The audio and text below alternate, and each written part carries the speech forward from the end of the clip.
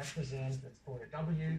By the way, most of the time you find W as the denominator for spatial weights matrices in the literature.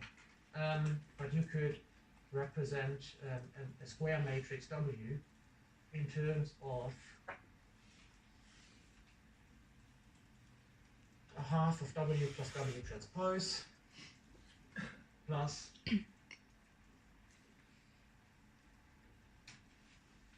a half of W minus W transpose. The first part is the symmetric part. If you work with the methods we work with later, if you apply the methods we use later, this is usually 0 in the end, so we don't have to think of it. So the good thing is we only have to focus on the symmetric part, and if we have a non-symmetric matrix, we can just calculate the symmetric part of that matrix, work with that with no consequences for us. So usually what we deal with is symmetric matrices here. Okay, so what we do is, in a nutshell, we construct such a matrix representing our potential for interaction, not the actual interaction, of course, that's what we want to compute later, but the potential for interaction. Of course, this is also a very simplifying way, but we need a simplification in order to work with it operationally, right? But there's another thing to take into account. When we do analysis and when we do this matrix, when we compile such a matrix, when we implement it, we have to think of scale. Scale is very important in geography, and even if we're looking at one single phenomenon, we might find different patterns at different scales. So, for example, if you look at the dispersal of people, on a beach it might be related to Euclidean distance. It might be more prestigious to have a place closer to the water. It might be likely that more similar people, for example, more posh people cluster in some region. That's based on Euclidean distance, right? But if you zoom out a little bit, then the dispersal of people in a tourist region, for example, might be related to the road network, and then it's no longer Euclidean distance. Because people typically, unless they are drunken, don't walk through the gardens of houses, right? And all this is in Melbourne, by the way.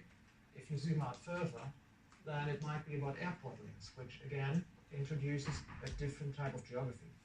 So, in other words, the key message here is to say, when you do a spatial weights matrix, when you want to conduct spatial analysis, the first thing you have to think about is scale. You have to be clear about what scale to use, and you have to be consistent. You should not mess up scales. If you do that, you can forget about your results, because then you mess up your results. So it's very important to keep that in mind. And in general, in terms of this matrix, because this matrix is so central, you have to be really careful when you do that, when you implement or when you model the potential for your interaction, because it affects everything you do subsequently. So any measure you calculate is conditional upon this matrix. If you do a mistake here, you can forget about your results. And even worse, oftentimes spatial analysis is used to construct hypotheses. For example, hypotheses about potential geographic mechanisms which are working somehow in an exploratory step up front to a more thorough analysis later. And of course, if this is based on wrong assumptions, and the matrix is part of the assumptions, because you assume it to be true, then of course also your hypotheses are wrong, and maybe any more substantive work afterwards is also wrong. So keep in mind that this is a very important step. If you look into the literature, well, I'm actually telling you something about your individual assessment already, but if you look at the literature, then you oftentimes find very simplistic ways of modeling a geography. Just for convenience, many researchers just say, oh, let's use a binary scheme, let's put a 1 into the matrix where we think that regions are related, a 0 otherwise. Or researchers say, let's use Euclidean distance because it's easy to calculate. And this is oftentimes done just for convenience, because it's easy. But that must not mean, or it usually doesn't mean that, that it's meaningful. So be careful about that. I'm just saying that because I know from the literature that it's again done wrong oftentimes. Okay. Should we make a little break already? Not sure, 40 minutes. Your attention that there's potentially more complex things underneath that you might have to take account of. But the question, so we did not talk about the question why we have to do it at all, right? And there's two reasons for it. One is a conceptual one, and the other one is a more technical one. The conceptual one is what is called Tobler's first law of geography. Tobler's first law of geography, the one you see there, states that everything is related to everything else, in geographic space of course, but near things are more related than distant things. Of course, you should not take this as a hard law, which is always true. It's more like an empirical law, but usually it holds. And it's actually easy to think of this if you just think of the opposite. So think of a world in which this law would not be true. If you would travel from Scotland to Dover in a world without TfL, without this law, then it would be equally likely for you to observe a desert, Arctic conditions, and maybe landscapes like the Midlands, but just next to it, next to each other. And of course, this is highly unlikely, right? This is not something. It's also not a world you would want to live in, because I think I said that before. It would be a world in which I could perceive temperatures of 150 degrees here and minus 20 degrees here. So this is not what we. It's not really a desirable world, and it's not like the world works. So generally, we can say that Tobler's first law of geography is true in the sense of mostly true. If you look at it, then what you can read from this notion or from this law is that we have a massive degree of correlation. If everything is related to everything else, then everything is correlated with everything else. Now, the problem here, the more technical problem here, is that this is a massive violation of one of the core assumptions that we usually work with, right? Usually, in order to keep things simple, what we apply is IID, independent, identically distributed. But if everything is related to everything else, then we can skip the independent part of this. It no longer holds, right? So we can't apply any method which assumes independency.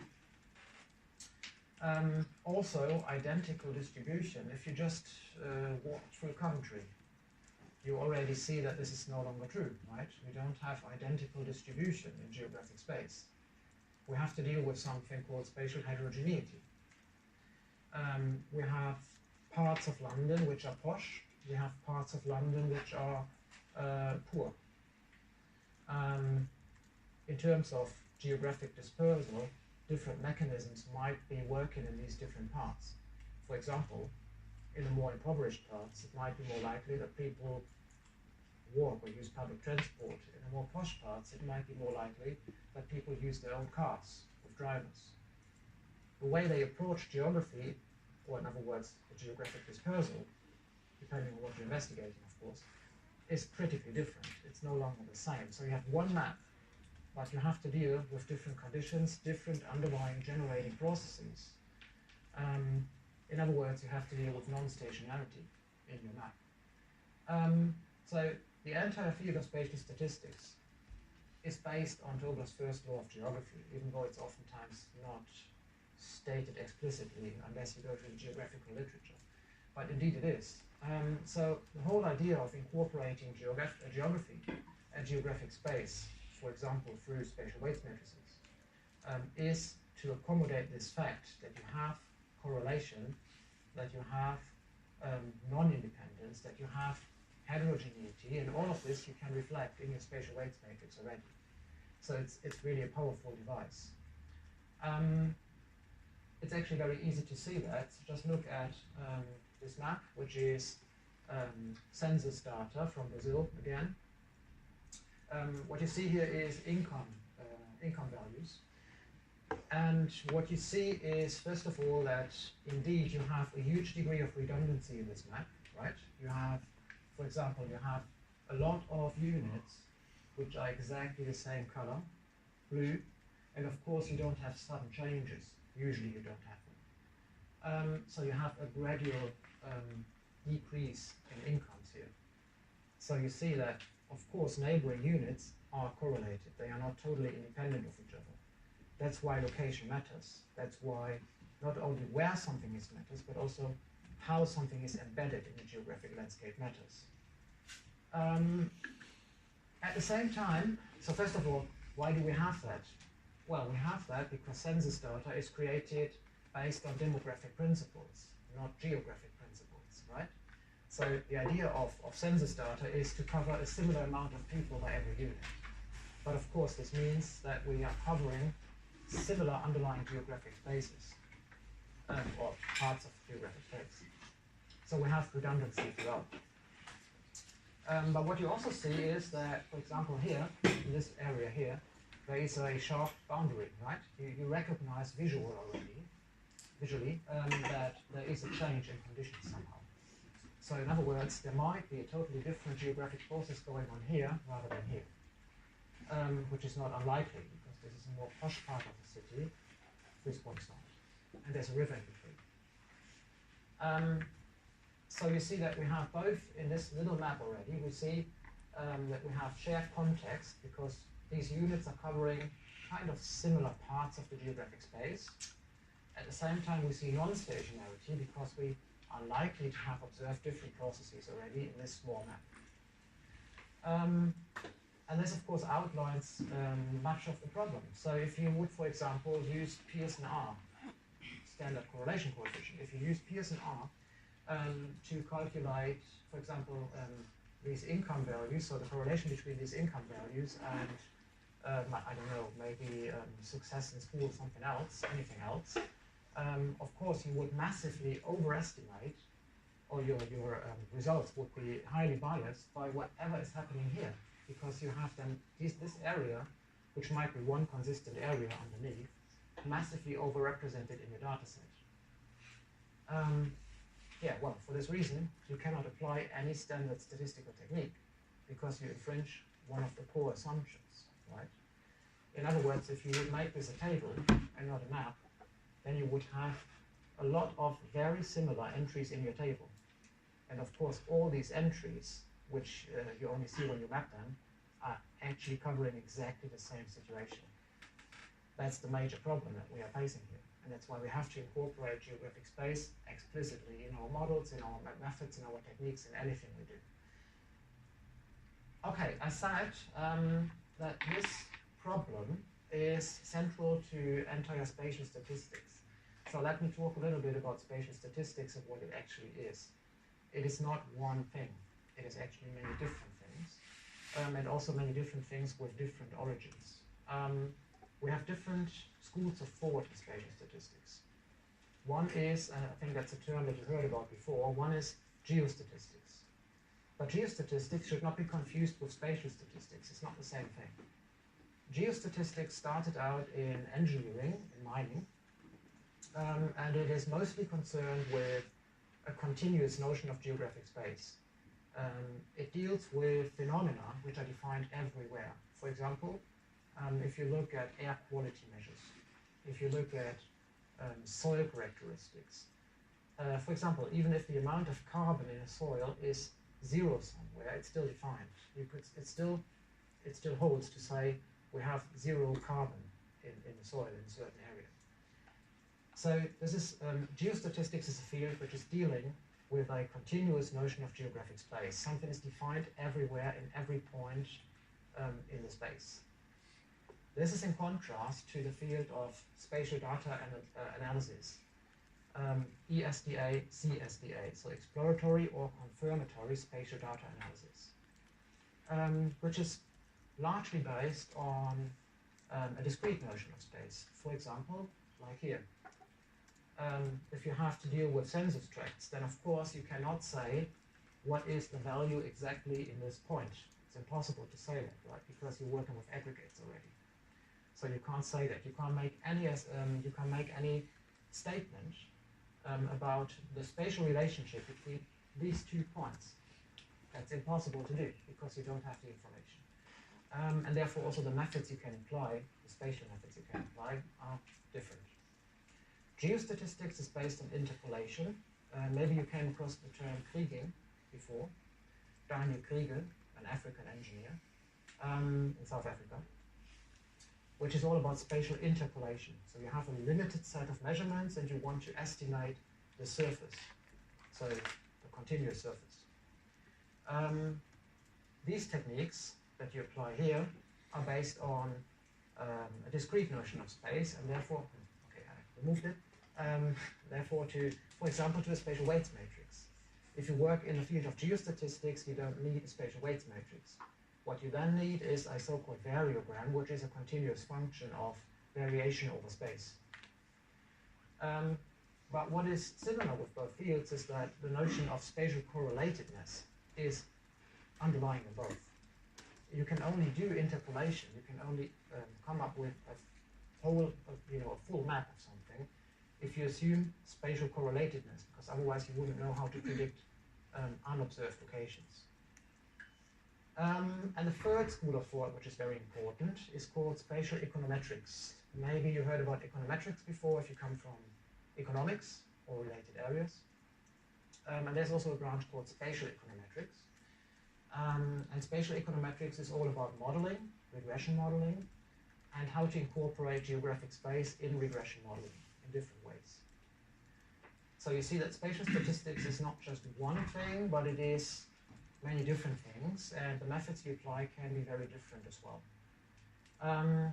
But there's one thing which is underlying all of them, and that is the notion of spatial autocorrelation. Spatial autocorrelation is something you would want to test in cases like this. Here you would be interested in characterizing spatial autocorrelation, in conducting hypothesis tests about spatial autocorrelation.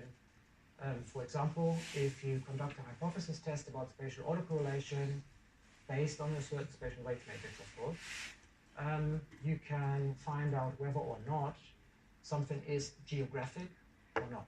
So even if there's pattern in the data, but your spatial weights matrix is not the thing driving this pattern, then you can say, or you have good means to say, no, based on my assumptions, this is not a geographic process. There must be something else, some other mechanism driving the pattern in my data, but certainly not geographic space. So this is the idea of spatial autocorrelation, either as a hypothesis test or as a matter of fact when you work in the field of geostatistics, where you know you have to deal with spatial autocorrelation. It is there for sure, because temperatures, for example, don't jump, right? So you have spatial autocorrelation. Okay, there's a standard measure for spatial autocorrelation, one of the, I would say, the most frequently used one. And the most frequently used measure of spatial autocorrelation is called Moran's I. Maybe you've heard about the name before. If you look at Moran's I, usually it looks different in the literature. Just for pure pedagogical reasons, I've displayed it like that. If you look at Moran's I, then you might notice a similarity already. A similarity to Pearson R, so to the typical correlation coefficient that we mostly use. So what is Moran's I all about? Well, in the numerator, what you find is an estimator of covariance, a spatially weighted estimator of covariance. So you see that there are these W terms, and these W terms are the entries of our spatial weights matrix. So you see that we bring in our assumption in this equation. And I mean, I hope you see how important the spatial weights are, right? It's an essential part of all of this. You weight you weight your observations with these spatial weights, and of course you normalize over the sum of your spatial weights.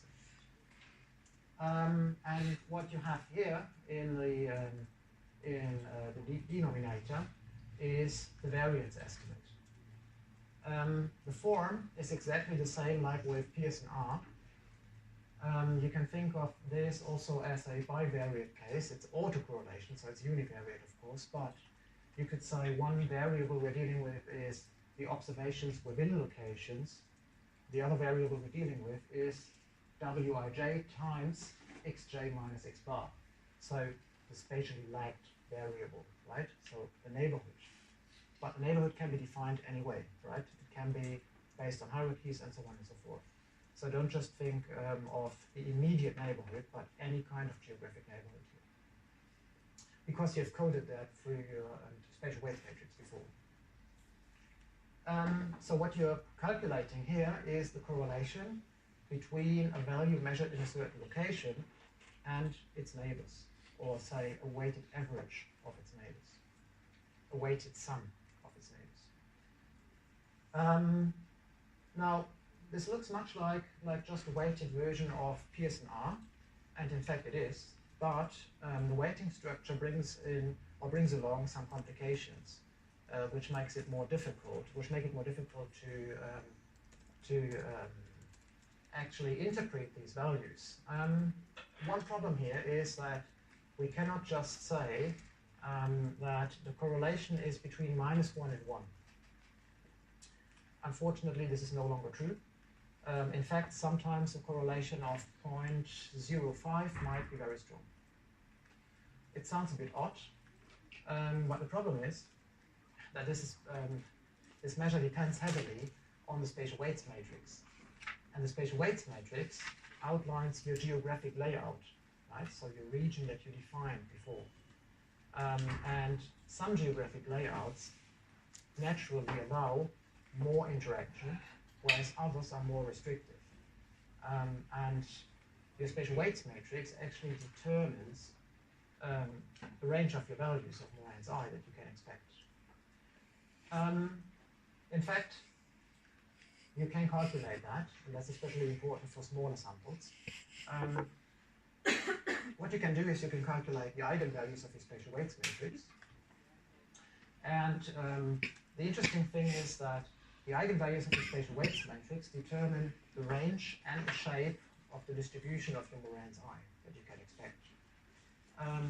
So, for example, as you can see here, these are two different spatial layouts.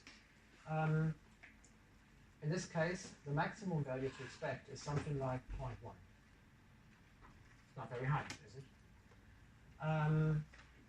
And also, the smallest value is close to -0.4. So you can no longer say that a value of 0.1 is weak correlation. This is no longer valid, unfortunately. But you have to evaluate your outcomes in the light of the spatial pattern that you presume, so your spatial weights matrix. Of course, this makes it much more complicated to interpret Moran's I values, and it's another source of problems in the literature, because of course many researchers do not take this into account. But you know about it now. Okay, so the range is not fixed. That's the main key message here. The range is not fixed. If you are reading in the literature and, well, maybe you might be wondering then why so many people normalize their spatial weights matrix to row stochastic ones. So to normalize the weights matrix in a way such that every row sums to 1. Well, the reason is that the eigenvalue is then 1. And then you can interpret it more easily, because then you have the range of -1 and 1. But again, if you do that, if you apply such a normalization, you also change the weights. You change the weights because if every row sums to 1, you make them equal. But if in fact a subregion is more important geographically than another one, of course you lose this quality in a spatial weights matrix then. So you have to be careful with these normalizations, because what you sacrifice for the better interpretability is a qualitative thing that you have encoded before, which you lose after such a normalization. So you have to be careful with that. You have to, do a trade-off. Okay, so for small samples, this is very important.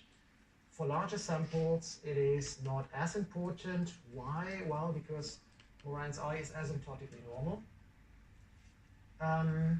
But you can draw inference about Moran's I in 3 different ways. You can do it under 3 different assumptions. The first assumption you can make is to say, I'm expecting my data to be drawn from a normal distribution. And then you say that if I would hypothetically repeatedly draw new values from this normal distribution and assign it to the locations, under this assumption, I can come up with an analytical form of the expectation and the variance. And then, in other words, what you can do is you can come up with a reference distribution to test the spatial pattern. Another one is to say, I restrict my possible values to the ones I have observed. I take into account all permutations across the locations. I just rearrange the map all the time, but I don't come up with new values. I just rearrange the values I have at hand. And then you come up with a different equation for the variance. The mean is the same. But of course, that's a more restrictive way, right? Because what you then do is you say, these values are the only ones that are likely to occur in this region, but no other values.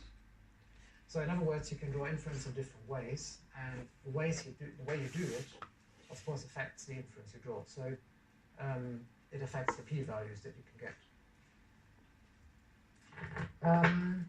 In general, there are 2 hypotheses we want to test. The null hypothesis is to say our geographic model, or spatial weights matrix, is not related to the pattern we observe in data. And the alternative hypothesis is to say there is a significant relation. So this is what we test. Well, as I said, we can do it under different assumptions. And the way we do it will affect our results. Okay. We can also visualize Moran's I, and that's actually very nice. We can visualize Moran's I in a so-called Moran scatter plot. A Moran scatter plot is a scatter plot where you have your observed values on the x-axis, and you have your spatial legs, so W, the spatial weights matrix, times your vector x on the y-axis. And the points that you then see, if they are all arranged along this diagonal axis, that would mean that you have negative correlation, negative autocorrelation. If they are aligned like that, then you have positive spatial autocorrelation. Why? Well, because all the high values, which are surrounded by high values geographically, would cluster here.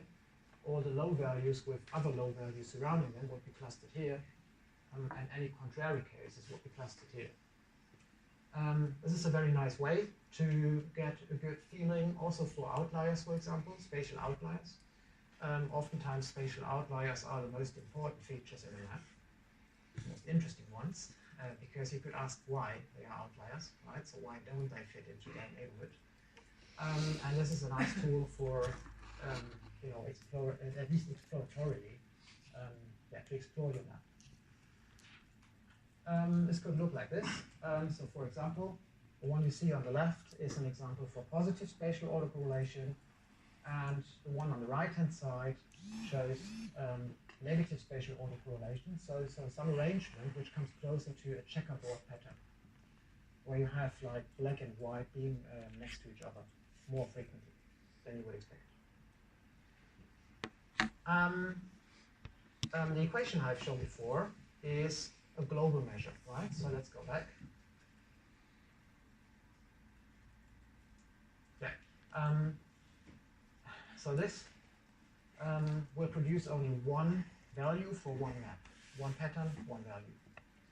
But I said before that we have to deal with spatial heterogeneity, a map is not uniform. It might be different processes we have observed across the map. And therefore this is kind of problematic because we lose this and we can't see that. It gets lost, right? So this is more like an averaging thing. We are averaging all the local effects that we observe, all the local patterns, and we come up with a global tendency in the end. To say, okay, on average, in general, we say this map is clustered, this map is dispersed. But of course, we are usually interested in more detailed investigations and more detailed results. So what we also have available, and you have it on your slides, is a local version of this. Most of the time, people would use local Moran's eye, not the global Moran's eye that you see here. If you apply local Moran's eye, what you actually do is, instead of iterating in these sums over the entire map, you restrict your focus to a single row of your matrix only, to a single neighborhood. And you then investigate only one location and its neighbors. There's also a relationship between the two. The sum of the local measures is proportional to the global measure. It's not exactly like the same, but there's a proportionality factor between the two.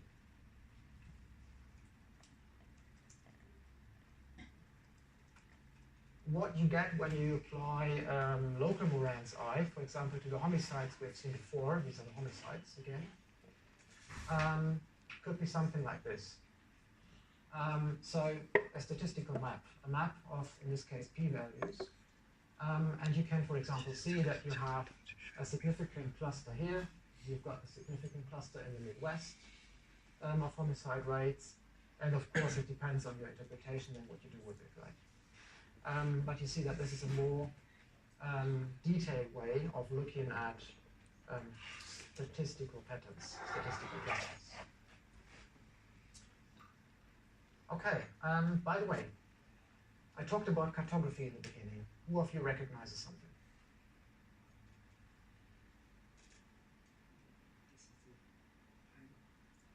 The angle? Excuse me? The map itself isn't set off as an angle. Is that what you're talking about? Look closely at the map. Compare it to the other map of the United States. Different boundaries, yeah. Yeah, this is an unprojected map. The first map was projected to, I think, UTM, and this one is unprojected. Always keep that in mind, right? So it's not true.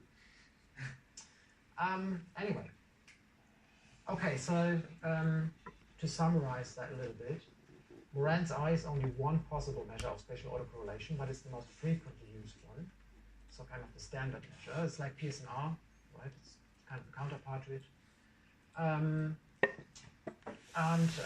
The idea of Moran's eye is to say, we have a spatial weights matrix. With that, we can calculate a spatial lag, which is like another variable, kind of the neighborhoods. And we try to correlate these two. And because we have this additional weighting structure, we have to take into account the mere fact that we have it. So we have to be careful in terms of the range of the measure, and we have to be careful how we draw inference about patterns that we find. We also have a Moran scatter plot available for visualizing it, but, and that's interesting, if you look at a Moran scatter plot, it's a bit unnatural, isn't it? Because you see another interpretation of Moran's eye here. Moran's eye is actually an indicator of the slope of the regression line of regressing W or C in this case, so the spatial lag on the observed values. In other words, you try to explain the neighborhoods by what's happening within single locations. But isn't that a bit unnatural? Wouldn't you rather say, I'm interested in explaining what's happening in a single location by what's happening in neighboring locations? Seems to be more natural, right? The other way around. To say, how does my neighborhood influence me, rather than the other way around, right? So the other way around we also have available, because the other way around is what we do when we apply so-called spatial autoregressive models. This is just one possible regression model, including space. We don't have the time to go through all these models because there are plenty of them. But I want to go into some detail on the spatial autoregressive model because it outlines very well many basic principles which are also applicable to other kinds of models. Principles, ideas. So what is a spatial autoregressive model, which works exactly the other way around than I just described? Well, the idea is another term in the linear regression model, which is the blue one. And if you look at it, then you see again W times Y, which is the spatial lag again, so the neighborhoods. And you have another coefficient, ρ, which we have to estimate in the model. So in other words, what we do here is we incorporate another set of predictors in our model of independent variables, and these additional independent variables are the neighborhoods. So we use the neighborhoods in our model to as additional factors to take into account when estimating or when trying to explain something which is happening in certain locations. So again, you see the spatial weights matrix, right? You see the observed values, y's, and again you have another vector of in this case the spatial lag, so another vector of independent variables that you could add to x if you wish. So in other words, we explicitly incorporate neighborhoods as explanatory factors in our model. This is the basic idea of spatially autoregressive models. Autoregressive because we use the neighborhoods of the y that we want to explain only. You don't see the neighborhoods of the x values, for example, so of our independent variables. But that's of course also possible. That's why I said there are different models available. There are also different mixture forms of models available. So, for example, you could combine spatial structure in y with spatial structure in x with spatial structure in the error term and handle them differently. There are different kinds of models available. And on the slides, by the way, you see a reference to one of the books that I gave you earlier. And you see some good chapter there in the book covering a lot of it. Okay, this model is problematic, right? We can't solve this model. It's impossible. And the reason why it's impossible is that we have y on both sides. We are stuck here. We couldn't proceed. It's impossible. So what we have to do here is we have to slightly rearrange the whole model a little bit in order to continue with it. We have to eliminate y on the right-hand side. Otherwise, we would be stuck. So how would we do that? Well, what we do here is we rearrange it to the so-called reduced form of the model. So what is the reduced form?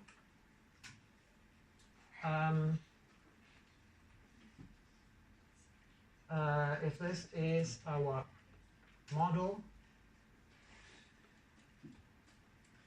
wy plus our epsilon, if this is the model, then the first thing we do is we try to bring this to the left-hand side. So we just subtract it, right? So what we end up with is y minus OWY, and then everything else plus epsilon. And now, well, something that you can think of very intuitively, a cheap trick actually, right? So for example, what is, if you think in scalar terms, not in matrix terms, what is a minus 5a?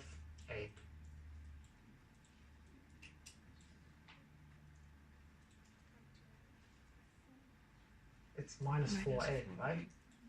So in other words, we could also say it is 1 minus 5 times a. One is the neutral element. What is the neutral element in the matrix world? The identity matrix. So we do exactly the same. We just say identity matrix, this is not Moran's I, of course, this is the identity matrix, I minus rho W times Y is exactly the same thing, is blah, blah, blah, blah. And then because we have to eliminate it on the right-hand side, we just multiply this by the inverse of it. So we just say times I minus rho W inverse from the left-hand side.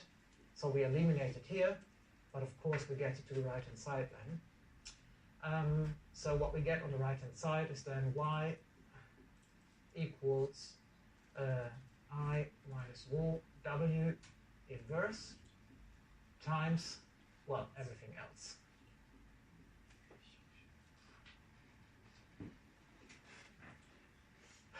And this is something we can work with, because we no longer have Y on the right-hand side now, so we can solve this model.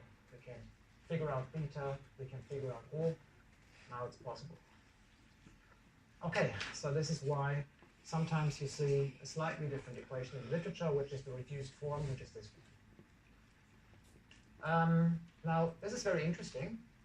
Why is this very interesting? Because we have this strange term here, right? So we have kind of an unfamiliar term, this matrix inverse that you see here.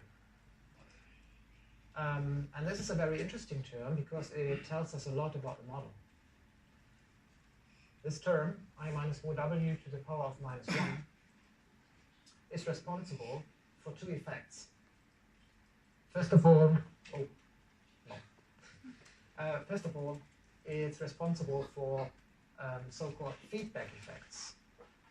I influence my neighbor influences me, so I influence myself. So we have this bouncing back effect, we have this feedback effect in the model built in, and you will see in a minute why. And the other one we have is a long-range effect. We have correlatedness throughout the map, everywhere. So I influence my neighbor influences his or her neighbors, and so on and so forth, throughout the entire map. And the reason why we have that, first of all, why is this important? Well, because if we model something this way, then this must be a reasonable assumption, right? If this is not a reasonable assumption that you have correlation throughout the map, if this is not how the stuff you're trying to predict or to model, if this is not how it works, then this is not the right model for you. But why is this the case? Well, this is the case because of this term that you see there. So it's the case because of this matrix inverse. So the matrix inverse you see here is I minus rho W to the power of minus 1. Red? No, why not?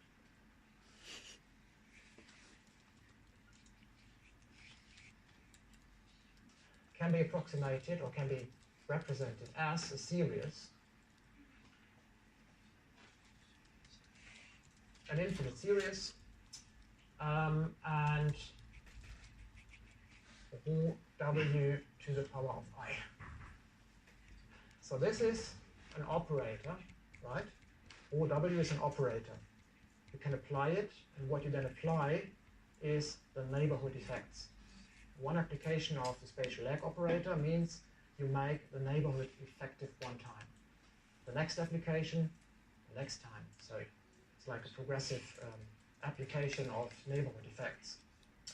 And if you just write this out, then you see instantaneously why you have long-range effects. Because this is like saying, well, to the power of 0 is just the identity matrix plus, so identity matrix means no spatial effects at all, right? You have a 1 at the diagonal, nothing else. Plus, well, rho W plus rho W2, and so on and so forth. So what this means is that no spatial effects plus 1 times applying the spatial weights plus 2 times applying the spatial weights. So the neighbors of the neighbors, the neighbors of the neighbors of the neighbors, and so on and so forth. So this is why you have the long-range effects. And of course, in the second step here, you have the feedback effect as well, because applying it two times also means that it bounces back to you. So it's this term which explains why you have the long-range effects in this kind of model. Of course, this is not always the case, right? Sometimes you need something else. To give you an example, sometimes you're interested in short-range effects. For example, if you work for an insurance company and there was a hailstorm going on. So typically hailstorms have a very limited trajectory spatially. So they are only effective, for example, in a very limited band, in a very limited trajectory, stretching from Texas to somewhere here. But of course you don't have correlation throughout the map in your damages caused by hail, right? And in that case you would need another model, which is the spatial error model. I'm not going into detail here, just to give you the name of it as a good starting point. The spatial error model also has a similar term. In the spatial error model you find I minus rho w, but no to the power of -1. And therefore you only have it once, right? Not many times. Okay, so in long story short, whenever you expect short-range effects, maybe that model might be better for you. I also told you that we have spatial heterogeneity all the time, right? Most of the time, not all the time. The problem is with, for example, with this model here, is that you only have one beta vector. So for example, if you have vectors like h, income, and I don't know, what else could be interesting? H and income. You would expect, or you would estimate one beta coefficient for these effects for the entire map. But of course, sometimes the influence of certain factors varies over geographic space. And in these cases, it might be better to apply something called geographically weighted regression, the result of which is a map of coefficients. So for each independent variable, you end up with a map of beta coefficients, not just one beta coefficient for h and for income, but a map of coefficients. We will work with this next week, so I guess Vicky will go into more detail next week about this.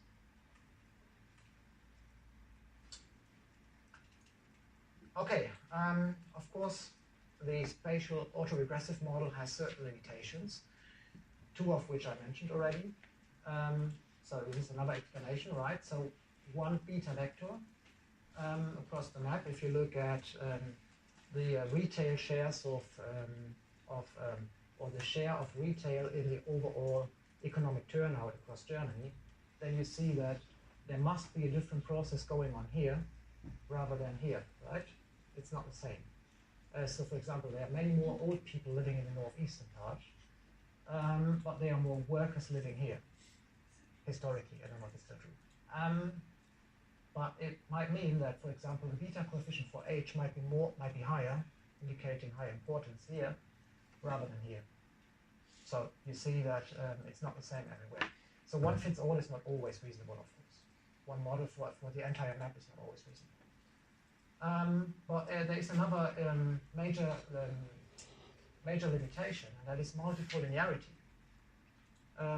So one assumption of linear regression, for example, is to say that all the independent variables should be uncorrelated. But if you include neighborhoods, of course, many of these neighborhoods are overlapping. They are also correlated. So, for example, if you think of contiguity-based weights, if you then define the neighborhood of the red one here, the red polygon, then the yellow ones are the neighborhood. But if you go to the neighbor, it's almost the same neighborhood, and so on and so forth. So of course the spatial lags that you include as additional predictors in your model are not uncorrelated. So you have multicollinearity in your model. There are two interesting pathways. One, to avoid multicollinearity. Multicollinearity you can avoid, for example, by applying something more recent. It's not yet really an established method, but it's a more recent one. called eigenvector spatial filtering. Daniel Griffith is the name to look for if you're interested. Eigenvector spatial filtering is very interesting because the idea is that you filter out geographic space. So all the problems that you have through geographic space, because you have these correlations everywhere, you try to filter out first, and with the rest you're left with, you can work in a traditional way. So for example, what you would do is you would first calculate the eigenvectors of the spatial weights matrix. That's why it's called eigenvector spatial filtering. You include these eigenvectors, which are uncorrelated, right? Eigenvectors are uncorrelated.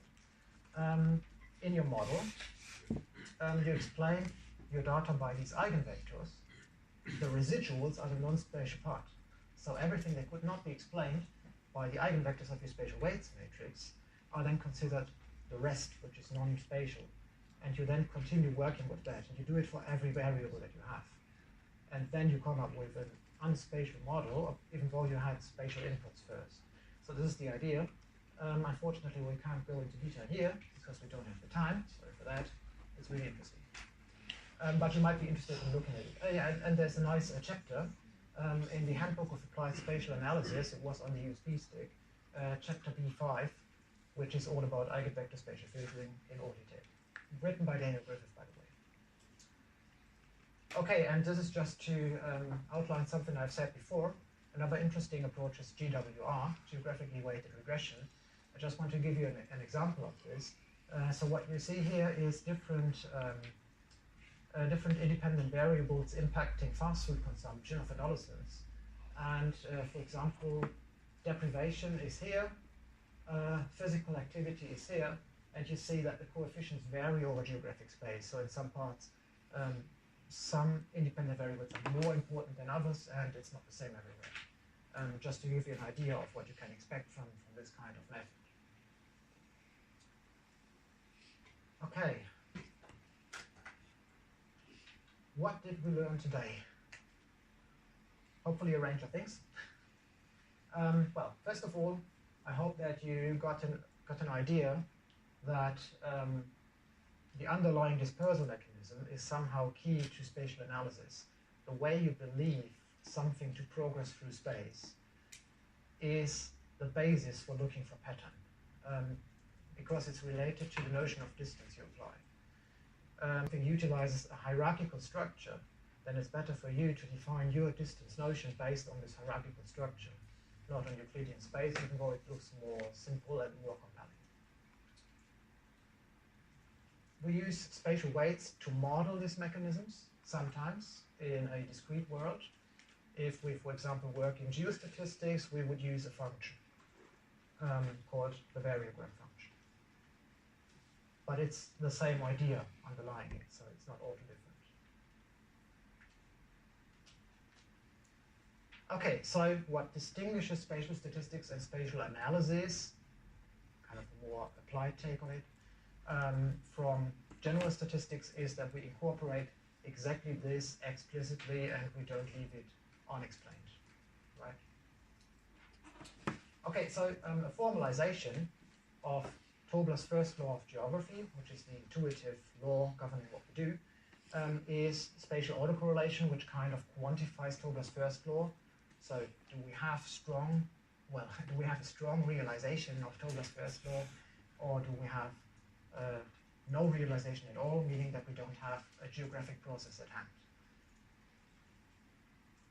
Moran's I is the standard measure, which you also see implemented nowadays in standard packages as well, which is more like a recent thing. And for some reason, I don't know, space was left out for a long time. You find videos of Luke Anselin online. Luke Anselin is one of the key figures of spatial econometrics. And what he says is that even in the 90s, he was kind of a weird figure because he was dealing with spatial econometrics, but no one else was. So for some reason, space was left out, but time wasn't. I don't know why. Maybe because it's more complicated to work with, probably. Okay, and spatial regression means that we incorporate spatial legs and therefore neighborhoods as additional factors to explain the data we see. Okay, and we have seen the spatial autoregressive model briefly, but I hope some key characteristics you've got. But of course, this is only one possible model. There's also models like spatial error models, Durbin models, and so on and so forth. You find them in the literature when you read up on these topics after the lecture. Okay, I rushed through, but I hope it was informative. I know it was a bit different than the other lectures, I guess, but hopefully it was interesting. But before we go into a little break and before we go into the lab afterwards, I want to say something about the assessments. First of all, group assessments. I know we have limited time. I know you can't do perfect analysis. It's not possible in the time given. But I want to make clear what we expect and how we assess your outcomes in the end. So what we want to see is that you do your analysis in the most comprehensible manner and that you really think of what you're doing, so that you are able to say why you choose data sets, why you choose methods. You have to show that you understand the methods you're using. Your results drawn must be reasonable, so must be grounded in results you obtained and not highly speculative, right? And of course, it's important to have a certain quality in your essay, in your report that you write. So in other words, I don't expect you to come up with a perfect analysis that you could publish straight away. That's not possible in a few weeks, of course. But what I want to know from you is whether you understood what I was telling you here. So whether you are able to reflect on the impact of geographic space on your analysis, whether you're able or not to incorporate it in your analysis, and of course whether or not you're able to spot, to identify relevant topics, because that's also part of your assessment. Okay, so in other words, don't worry if it's not a perfect analysis. I just want to see if you can work scientifically and if you can do it in the most rigorous way, and if you are able to demonstrate that you understood what you should have learned, so the key facts that you should have learned in this lecture. So this is the idea of the group assessment. The individual assessment is a bit different, because for the individual assessment you don't have to do practical work. Most of you at least don't have to do practical work, because this is more like a critical meta-study and evaluation of an existing piece of work that you find in the scientific literature. So the first step of the individual assessment, and it's part of the individual assessment because it demonstrates whether or not you're able to do proper literature review, is to find a proper article dealing with an urban issue, dealing with something spatial. So these are the two requirements. And of course a scientific article, not something from the New York Times, of course. Yeah, you're laughing, maybe it's not obvious. And yeah, well, what you should discuss is, you should discuss every step that the researchers have undertaken, and also the steps they did not undertake but should have undertaken, right? So it's a critical evaluation of the data, for example. Were the data chosen reasonable or not? Are they suitable? Are there scale issues? Things like that. Parameterizations. Did they just say, for example, in spatial weights, did they just say, we applied a binary spatial weights matrix without any explanation? Or did they really think of it? And if not, what should they have thought about? Okay? The methods, the parameterizations, conclusions drawn, are they reasonable? Are they justified by the results? And so on and so forth. So really a critical take on an existing study. If you complete verticats, then I would like to ask you in addition for an improved approach. So not only criticizing and critically evaluating, but also saying what you would have done if you would have been the researcher. So this is of course a slightly more difficult exercise, but I think it's reasonable. Okay. Do you have any questions? Yeah. Do we have to take the same data they chose? I don't want you to implement it. That would be too much. You don't have to do it practically. sometimes it's infeasible. How could you do it if you don't have access to the data? So no, of course not. In the point where it says selecting an article is part of your job with literature review in brackets, do you mean we need to review the literature and then pick something from there, or does it mean we can? Yes, exactly. So I think last week or so, I've sent around a list of possible journals, right, which could be interesting outlets for this essay. I want you to have a look through the literature, also because I want you to familiarize a little bit with this kind of literature. And it's part of your job to spot an interesting article, also because I want you to work on something you're interested in, right? So it's part of your job. I will not give an article to you. I will not say, please work on this. If you don't have further questions now, you can of course ask me after the lab as well, because I will be around. Okay, so let's do like a 10 minutes break, 10-15 minutes. We have the time. 10 minutes. 10 minutes is enough. And then we continue with our lab.